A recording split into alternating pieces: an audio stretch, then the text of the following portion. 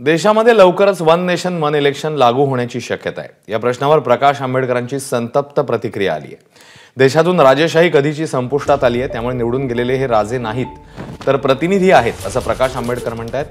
दरम्यान देशात नोकराला काढण्याचा अधिकार जनतेला आहे, पण नोकर निघत नसल्यास हिंसाचार करण्याचा अधिकारही जनतेला कायद्याने दिलाय असं प्रकाश आंबेडकरांनी म्हटलेलं आहे। इलेक्शन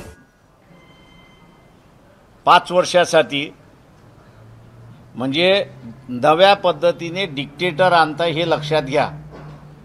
हुकुमशाह 5 वर्षासाठी तुम्ही आणताय की या सरकारला हटवता येणार नाही। लोकशाहीमध्ये नोकराला हटवण्याचा अधिकार आहे